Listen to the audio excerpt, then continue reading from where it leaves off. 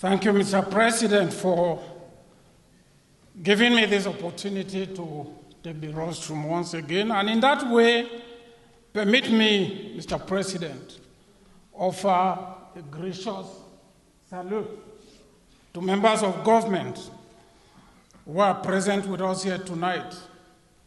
My concern and focus is tied to a primary school story.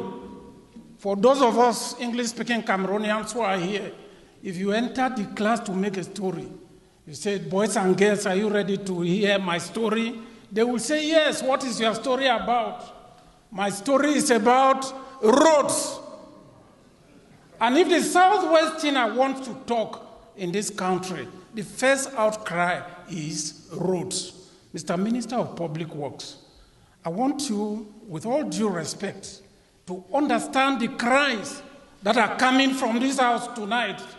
They are reflections, a perfect reflection of the cries of the average Cameroonian.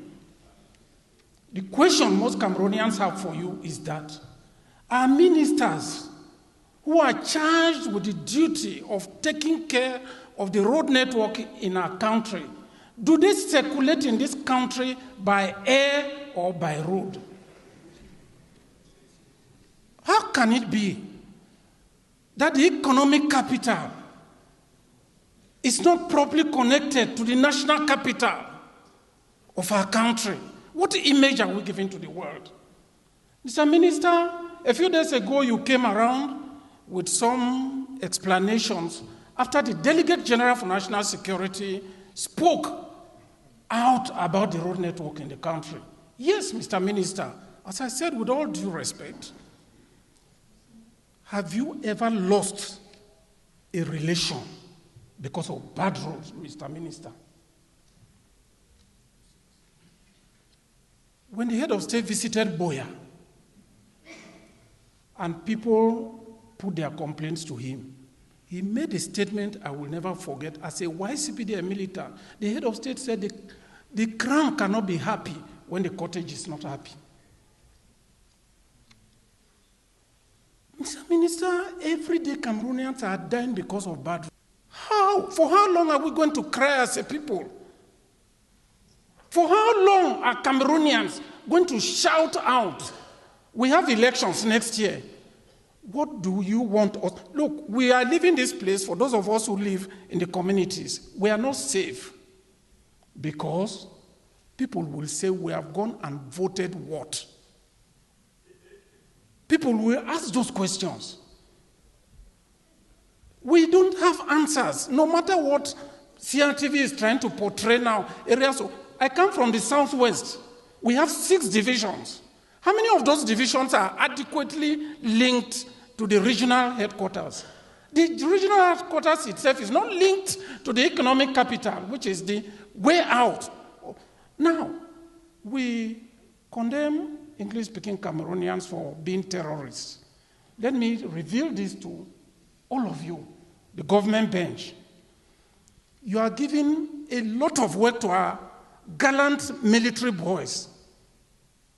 If you want to condemn the people of Lebialem and say they subscribe to Ambazonian tendencies, it is simple. The bottom line is underdevelopment. There are no roads. The minister mentioned Ekondo Titi Kumba here when he last came here. There is no road to Ekondo Titi, sir. Even a motorbike cannot go to Ekondo Titi. Let us be frank. We cannot be pretending here. We should call a spade a spade. People have resorted to going by sea to Indian Division. Mr. President, I understand you, but give me some time to cry to you. Translate the cry of Cameroonians to you. This is what I'm saying. It is appalling. It is bad. The situation is bad. Other speakers have mentioned areas I don't want to mention.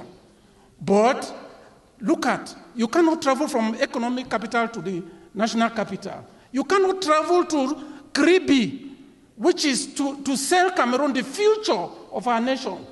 Mr. Minister, we saw you signing a document saying that there will be a road from Bikoko to West Coast ED now, the people of the west, of the southwest are used to what you are trying to do. A contract was signed to plant a bitumen plant in Limbe. Till date, it is not there. A cement factory, it is not there.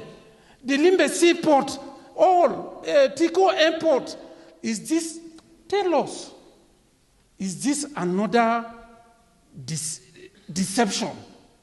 Mr. President, no, let us end this.